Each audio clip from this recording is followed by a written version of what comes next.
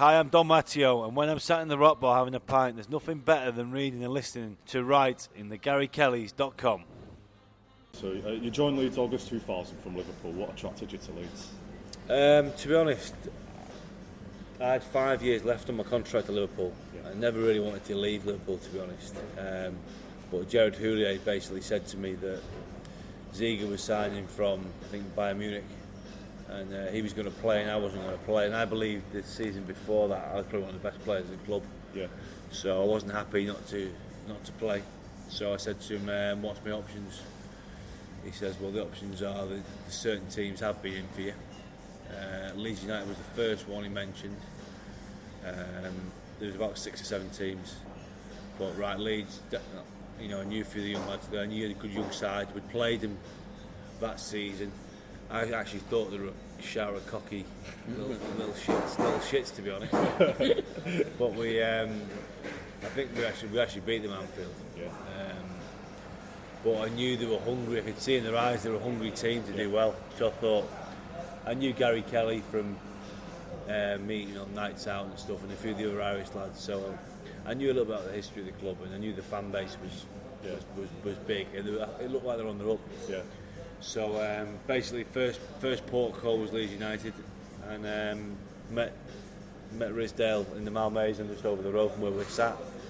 We did a deal. From there, it was pretty much done, because the lads were out having a meal that night, and I went straight to meet the boys, even though I'd not signed the paperwork. I went straight and met the boys, and just sort of fitted in with the boys straight away. So I thought, right, this is a place for me. Yeah. And then obviously signed the following. Who did you make your debut against then? AC Milan at home. Before you scored. Yeah, because when I signed, I had a little tournament, and no one really knew about this. And I sort of kept it quiet because I thought I don't want anything to mess my moves up, you know what I mean, or playing and stuff. And so my last game for Liverpool was a friendly against Inter Milan at Anfield, which we beat 5 or 6-0. Yeah. And then my debut was AC Milan at home. Right. So it was kind of a weird thing, but I'd not trained for 6 weeks. And on the morning of that game, Old Leary asked me to play left wing against AC Milan. Who were you playing up against you that night? I think that night I think he was a Danish guy. I think he was a guy called Helberg who played right back for him at the time. So it was basically just a case of just run your bollocks off. Basically, this guy likes to get forward, do what you can, get him forward, you can. And no, I think just pure adrenaline got me through really on that night. It was a right atmosphere that night as well. It was a great atmosphere. It was pissing down with rain, and I love all that. And obviously, Didi did a bit of a favour when he dropped that ball into the net. But I think it was a proper cup tie. I think after I played that game and I felt the atmosphere of the fans, and I thought straight away. There was a bit of a rapport with myself and the fans. I think the Leeds fans appreciate hard-working people, and that's where it all really started from there. Who impressed you most when you joined then? I didn't think Lee Bowie was the player he was until I got there. Seen him down and down in training, especially that year, Champions League year. He was extraordinary considering what he was going through with the court case. I thought he was fantastic. But I think in general, when you leave a club like Liverpool and the training the standards are really high, it's very, very hard to then go and find a club where training is maybe equal or along the same sort of lines. And I think when I first got to Leeds, it was like that. Training was competitive. We worked on stuff. David O'Leary worked with us. I really enjoyed working with David. Good coach out in the training field. He was fantastic for me as a player. But yeah, I'd say probably Lee Bowyer was the one who stood out because I didn't realise he had that much ability. I knew he was the runner, he was fit and hard working, but he also had really good technique, which I didn't realise until you actually join up and play with people regularly. You sometimes don't get that. But when I got to the club, Lee Bowyer was technically one of the best players I'd seen. Was it tough to cement a place in the starting 11 then? It was pretty simple for me though, because David O'Leary got me in his office and said, "Listen, I've got a good team here." He says, "But if you work hard and you get in the team, you do well, you'll stay in the team." And that's how it kind of happened for me. I got in the team, I played well, and I stayed in the team. And I think from that conversation I had, I more or less stayed in the team. Whenever I was fit, I played. I knew there was competition at centre half, but Left back as well. also I could play left back, I even played left midfield. But for me though, I like the competition. Even when we signed Rio Ferdinand, he went Woodgate, and all right, Woodgate was going for his court case.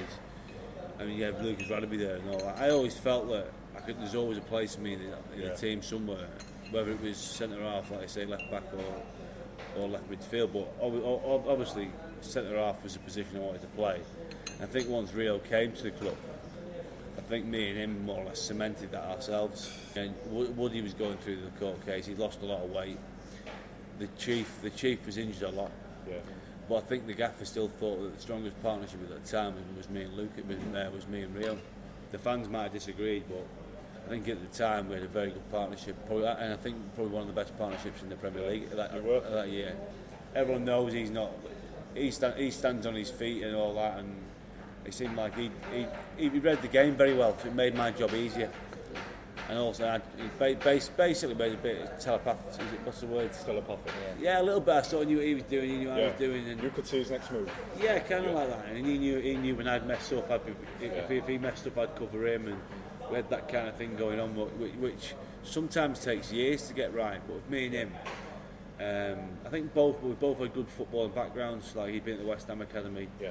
And I've been at Liverpool Academy, and I believe them academies were they produce a lot of good footballing brains. Yeah. So I thought that was one of the reasons why me and him did have a good partnership. You know, when obviously you and Rio were like centre back, you spent a lot of time away from football pitch together. I knew Rio anyway.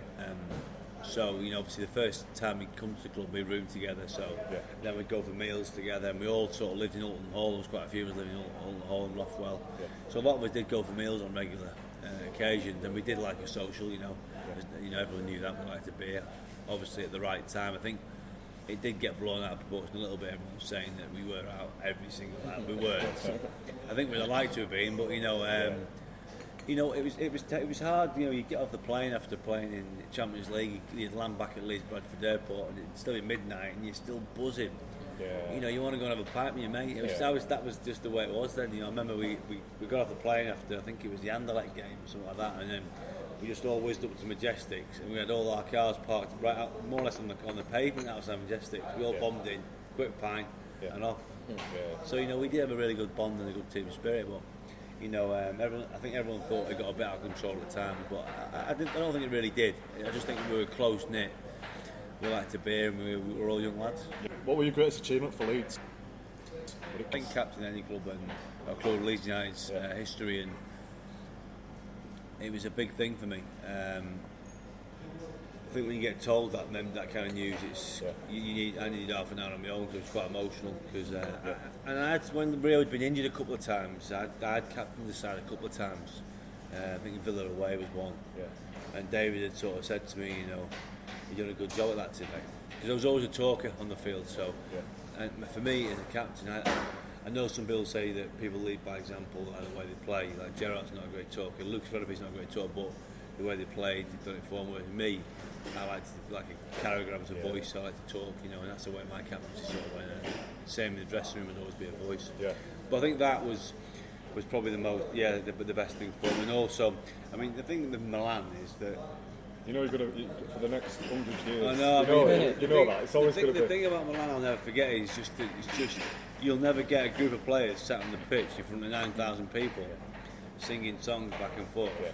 It was just the whole night, and back at the hotel, a few beers and a sing-song. It was a really special night for me. Yeah. My dad's family are all Italian. Probably the first time they'd all ever seen me play football, because it was obviously live in Italy, the game. So that was quite a big night for me too. So I'd say the captaincy and obviously that goal, but not just for the goal, just for the whole. I think because the fans made the night, and also my family being half Italian, were also getting to see the. Made it a bit more special. Yeah, it really did. Yeah, the same against Lazio and beat them. Second corner to Leeds, and Matteo gets in the header at the near post. Dominic Matteo has opened the scoring for Leeds United. Well, look at those fans; they're delighted. And AC Milan caught completely cold at the near post as Dominic Matteo arrived. and then how many times have you watched it? You know what? I probably haven't watched it as many times as what people think. I think I get it sent at least 10 times a day via social media by someone. And I get 10 videos a day and about 50 pictures every day, which I don't mind. I always respond to them. You know, I always have a bit of banter with people if I can. But I always reply with, "It was the fans that made that night, not me," and I do believe that. What's it like then having like Leeds fans singing about? I mean, it's bonkers because like my mates were at Middlesbrough the other night and they said they were singing at Middlesbrough, and the great thing is about it is I get quite shy. My mates know I do, because I'm not really. Everyone thinks I'm a real confident person, but when things like that come, I'm quite a shy person. And I mean, obviously I've got a bar in Leeds. And sometimes they come in and it just goes like 50 Leeds fans after the game, and it just goes off singing, you know, and everyone's singing it. You know, and even walking through town past the building side, you'll get it. They'll get a verse of it. So it's just like you kind of never escape it, but it's kind of nice that people remember that. I think because it was such a big night for a lot. I think it's probably one of the best away days for Leeds fans ever. That night. Milan were massive at the time as well. I think just because you're playing AC Milan, it was just an amazing night. And like I said, I go to Allen Road most games. I've only missed one, and that's only because of my children. And when I hear it, I still sit there and put a little smile on my face. You know? So you left Leeds in 2003-04, so you got relegated. Yeah. Did you want to leave? I tried to stay. I offered to take a wage cut. Wasn't working. Wasn't going to happen. They told me I was not earning too much money. I sort of said, well, the players you're keeping, I believe I'd have been better equipped than they were back, but they wanted me out for wage reasons, so they told me.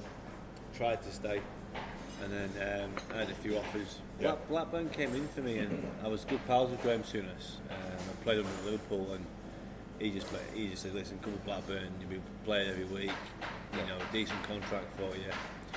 And I sort of said without even thinking about it, because I was that pissed off with what had happened with Leeds being relegated. I was on a serious downer for a while. I just sort of said yes to the first one, and after that, obviously, I heard that I could have signed for Everton, and then Smithy, when he went to Man United, got in his first England squad he went to. He was going up with Dom, thinking of Arsene Wenger was going to take him to Arsenal for a season, which I was like, shit. I have jumped the gun a bit earlier, but you know, just to hear that people like that were interested in me, I must have been doing something right. Why did you want to stay at Leeds when they got relegated? Did you I just felt responsible. I think all the players we were responsible for them going down.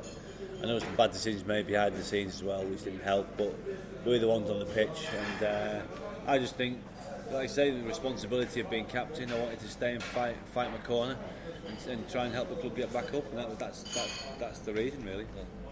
Nothing more than that. Do you keep in touch with anyone from Leeds then? Well, Eric Bakker was my roommate. You know, I keep in touch with him regular. Lucas I speak to quite regular. I try and me and Lucas try and do all kinds of things together, but never comes off because you can never get hold of him. He's up to something. He's up to something, yeah. But like you say, I mean, I ring him and then it's okay. I ring you back, and then 2 weeks later he rings you back. I mean, but they're the main two really. I got on really well with Mark Viduka. Where's he now? Do you know? I think he's living in between Croatia and Australia, but he's talking about moving back to the UK. He'll be called Marco Viduka now. Now he's gone back to Croatia. You know? Yeah, but he was a good lad. They were the three really. And Alan, when I first signed, me and Alan Smith were very close. But then when he went to Man United, I couldn't speak to him again for obvious reasons. What about Gary Kelly? Well, Kells is the one I'd known for probably the longest time. Because we're a similar sort of age, and I see Kells when he comes back for his games. He comes in the bar with a few pints and stuff. Just moving on to like the current Leeds squad, what do you make of that? Like how January went? I think all I see is we've lost some good players and they've not really been replaced. It's great to see Tom Lees and Sam Barham do so well, but I think if we're not careful, there's a lot of clubs watching them two lads as well. You can end up losing another two good players and them not being replaced. My fear is that this year, I think the league is that poor. This year especially, I thought, if we could have put any kind of a run together this year, we would have definitely been in the playoffs. But we've just been so inconsistent this season. I thought under Warnock we'd been a lot more consistent. I think we'd have been a lot more tighter at the back, and we've not been. We've still leaked them goals.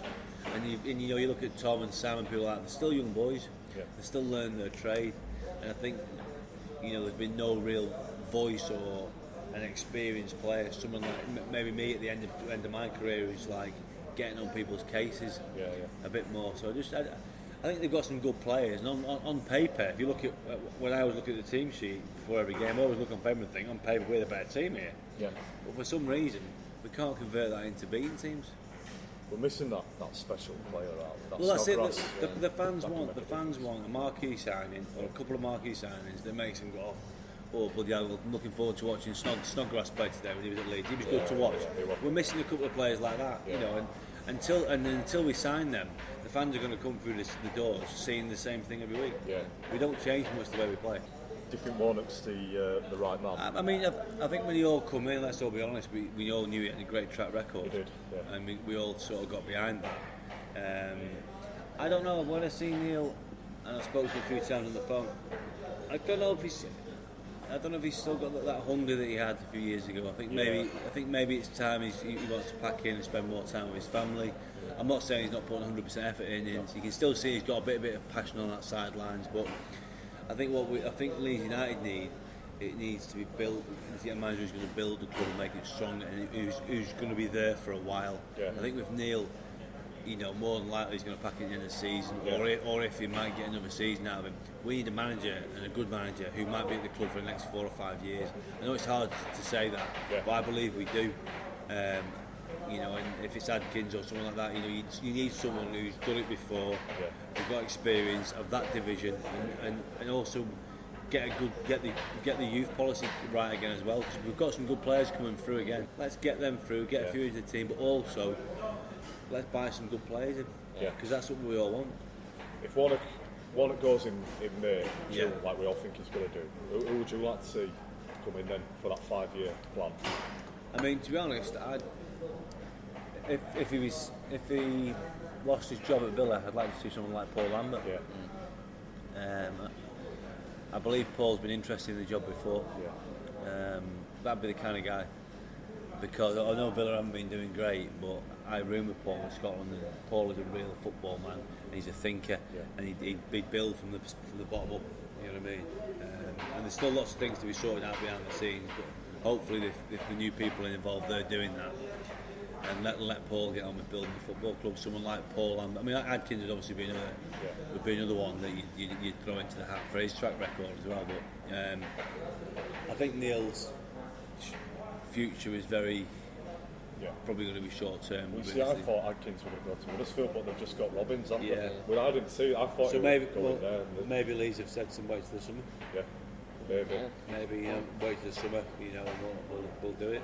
Lambert's a good shout though. I think he's been unlucky at Villa. He has. He's a really good coach.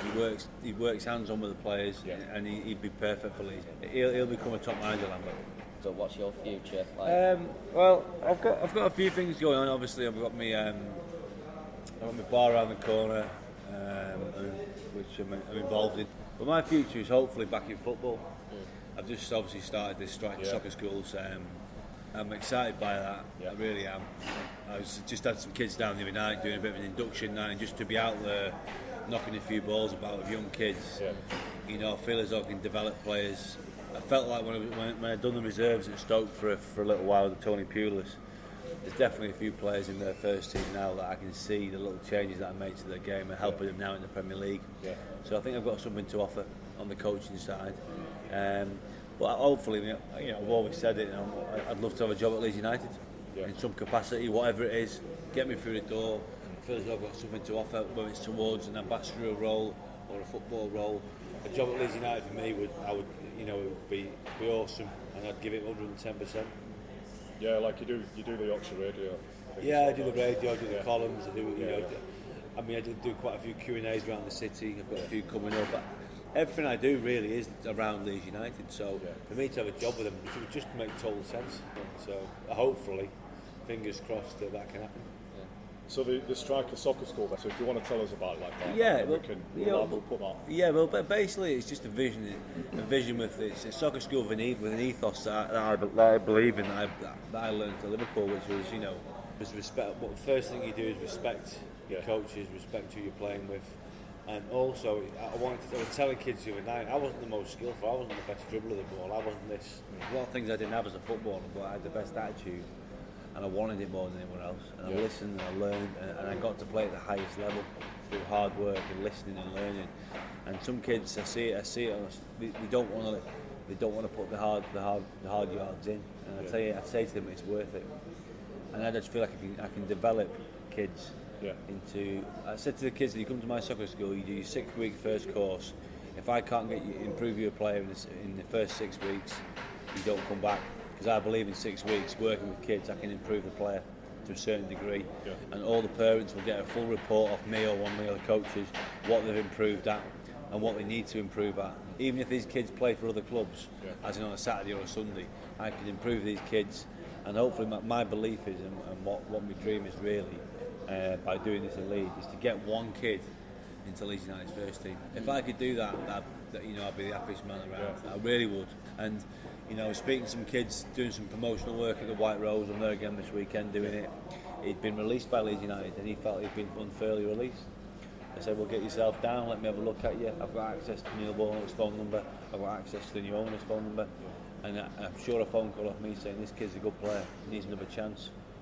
Try and get some kids into the academy as well. So that's the kind of ethos behind it, but the ultimately is to get someone into Leeds first team. Hi, I'm Matteo. There's nothing more than I like doing when I'm sat in the rock bar, listening and writing to the GaryKelly.com. Right in the Gary. You can edit that, can't you? Hi, I'm Matteo, and when I'm sat in the rock bar having a pint, there's nothing better than reading and listening to write in the GaryKellys.com.